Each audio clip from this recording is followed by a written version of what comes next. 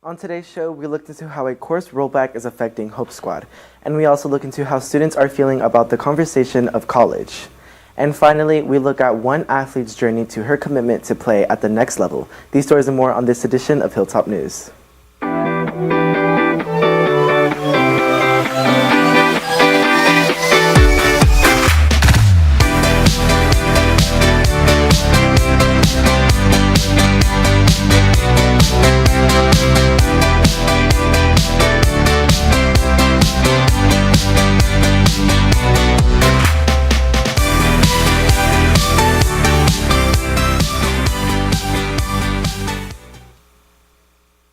What's rockin' Rock Nation, and welcome back to another episode of Hilltop News. Live from Studio 1060, I'm Yurem Ramirez. And I'm Brian Chayes. We have a great show in store for y'all today. Brian is going to start off with everything going on around the Hill. Brian? Thank you, Yurem. AP exam registrations are now open to students. Registrations close in November. You can sign up for the exam through your College Board account. Students have the ability to join the UIL Academics Competition. UIL competitions range from accounting, journalism, and literary criticism. Teams are forming now and practices start this month.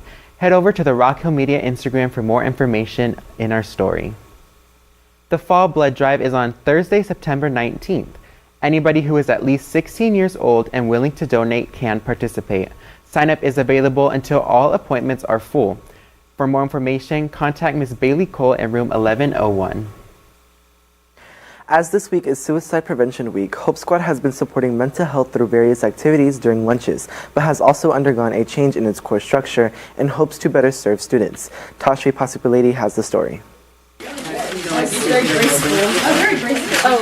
The Hope Squad program, designed to support mental health and suicide prevention, is undergoing a significant change.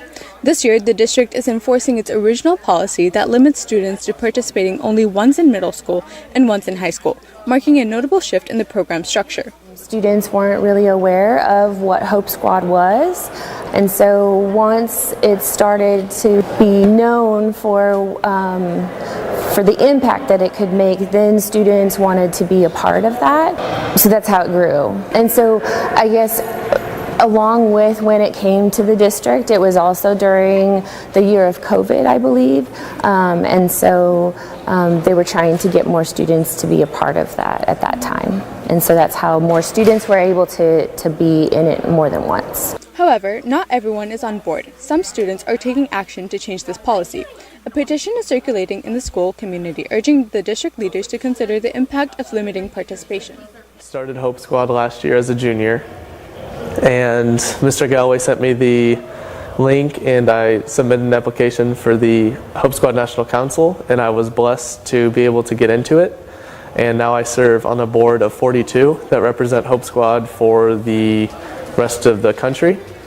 And if I did not have Hope Squad this year, and for Mr. Galloway to turn me into an office aide so I still could be a participant of Hope Squad, I would miss out on the opportunity to be in the National Council. And I believe that if anybody thinks or wants those qualifications to be in that council, they deserve the possibility to enlist into it. As the petition gains traction, proponents of having multi-year members point out that having students who have already gone through the program helps the new members learn the ropes more quickly, ensuring that they're well equipped to handle challenging situations. I would say on average it probably takes almost the full fall semester before the majority of students feel comfortable reaching out to others when they are faced with a Hope Squad situation about mental health crisis. According to a statement from the district, in Texas, students earn high school credit for Hope Squad through a leadership class aligned with state standards. After passing, they cannot retake the course, but they remain Hope Squad members and can stay involved through the Hope Squad Club. With the new policy now in place, the Hope Squad program is navigating a period of transition. The effectiveness of these changes and their impact on both current and future participants will be closely observed as the school year progresses. For Hilltop News, I'm Tashri Pasupuleti. The Hope Squad Club remain active as an extension to the class. If you would like to show your support for the petition, you can find the QR code on our Instagram story. On the way to Children's Health Stadium this Friday, you will notice the new H-E-B and Prosper has started construction on Frontier Parkway. It is scheduled to be done in the fall of 2025. This summer, Prosper ISD installed panic buttons in all classrooms that notifies authorities automatically in emergencies. This is due to the U.S. Senate passing Bill 838, also known as Alyssa's Law, which gave the state $17.1 million to fund panic buttons in public schools. I don't know about you, but I have loved the Summer Olympics in Paris. The Paralympics closed this weekend, but not before. The U.S. golden couple has one more achievement. Hunter Woodwall won his first Paralympic gold medal 400 meter. His wife Tara Woodwall won gold in the long jump. The annual College and Career Fair took place last night at Walnut Grove. Emma Runge was there to ask students how they are feeling about college. We also hear from the College and Career Counselor Gary Livingston on his perspective of what he thinks affects students the most when preparing for college. I think it has to do with COVID. You know, we're still recovering from that, from 2020, and a lot of students they went to online, and so then they're still processing the real world, right? And so there's a lot of anxiety when it comes to these college apps or the essays, or am I good enough? Do I have the qualifications and things like that? So we see that a lot in the role, but it's just about building that confidence for students. I'm here at the College and Career Fair to see how students feel about college. So what things are you nervous about for college? I think the biggest thing is just being away from like family, friends, and things that are like known to me, because I've been with the same people since second grade. So obviously going from that to a completely unknown place and a huge campus, that's I guess one of the most daunting things. Do you think people talk about college so much and like it's too much? But do you think it's ever actually like explained, like the conversation, like how to get into college? You just talk about college. I think they kind of need to like put more emphasis into that part, like how to get into college, you know, what's the process, how it's gonna like look like when you actually get there. I think that should be more of a concern for, you know, all these colleges here today. How do you think you can make the college application process easier for you? Really just simplify everything and go on your own pace. Like there's deadlines, but make sure that you're not stressing yourself out too much. If you need advice or have general college and career questions, you can schedule to meet with Gary Livingston using the Google form found by scanning the QR code outside of his office. And now we have Cambria Hess to update you on the weather around the hill. Cambria? Thank you, Yurem. Looking at our 5-day forecast, it looks like we have a few sunny days ahead after the fake fall cool snap we had. Starting today, it looks like we have a high of 85 degrees that we will see this afternoon and 68 later tonight. We will begin to see a subtle increase in the highs leading up to the weekend. On Friday, there will be a high of 92 degrees, once again dropping to 66 overnight. So if you do plan on going to the game on Friday, remember there will be fairly warm temperatures averaging in the high 80s at kickoff. Moving into this weekend, you will see things continuing to warm up. On Saturday and Sunday, there will be the high in the 90s. Overall, the humidity will be averaging at about 60%, making the temperatures feel a bit warmer than they actually are. For Hilltop News Weather, I'm Cambria Hess. Thank you, Cambria. Last week, we saw water polo, volleyball, football, and cross country compete. Aliyana Sanchez is in the studio, Everything Blue Hawk Sports. Ali? Thank you, Yurem. Last night, water polo had their senior night at the Natatorium versus Walnut Grove.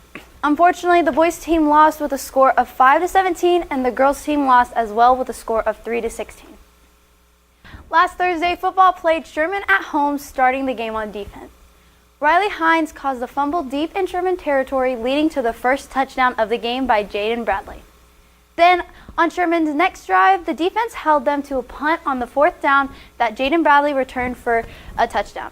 Those 2 touchdowns lit a fire under the boys for the rest of the game. QB Jair Cogshell rushed for a 19-yard touchdown, and running back Samuel Woody rushed for an 11-yard touchdown.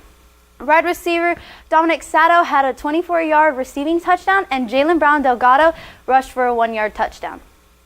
This was a great bounce back for the boys after a tough loss to Timber Creek. The boys played the Allen Eagles this Friday at Children's Health Stadium at 7.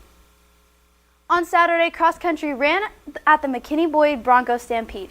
With 11 athletes placing personal records, our runners who placed top 20 were Brinley Thomas for Varsity Open Girls, Noah Dyer, and Sharia Boomeretti for Varsity Open Boys. Cross country will be back at Meyer Park this Saturday for the Lovejoy meet. Last Friday, our football team Our volleyball team played the Plano West Wolves, losing in 3 sets, 25-13, 25-16, and 25-22. Our Blue Hawks started a run in the last set, showing a spark, but it was too late to save the set. Moving on to Tuesday, our girls took on our crosstown rivals, the Prosper Eagles. After going down our first 2 sets, the girls bounced back to win the 3rd set, but couldn't carry the energy into the next set, losing to Prosper 3-1. With the season underway, first-year varsity player Sharika Okarori is already committed to Auburn. Aiden Richmond has the story on why she will be playing at the next level. Sharika Okarori started playing volleyball just 2 years ago after making it on the school's freshman team.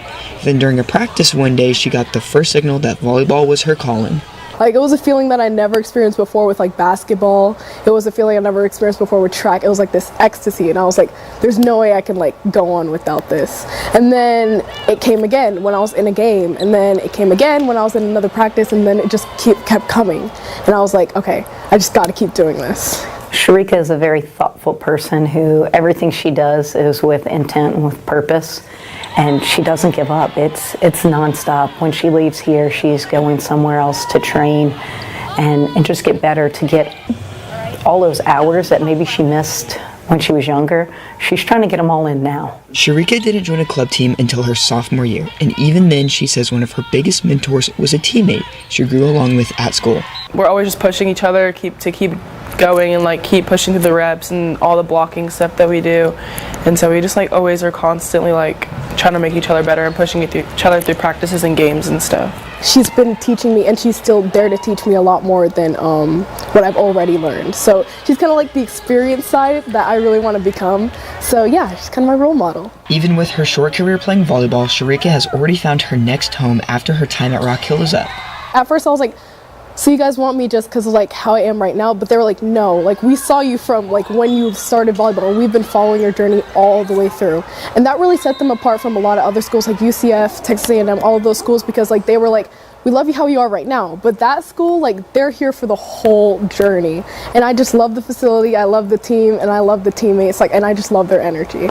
Sharika has committed to the University of Auburn, where she will take her talents that she gained in just a short few years of hard work and dedication to mastering her craft. For Hilltop News, I'm Aiden Richmond. Sharika and the volleyball team play the McKinney Boyd Broncos this Friday at home at 5:30 due to Boyd's homecoming game that night. That's all our Blue Hawk sports. I'm Aliyana Sanchez. Now back to Yurem. Well, that's all we have for today's show. For Hilltop News, I'm Yurem Ramirez. And I'm Brian Tejas. Keep rocking, Blue Hawks.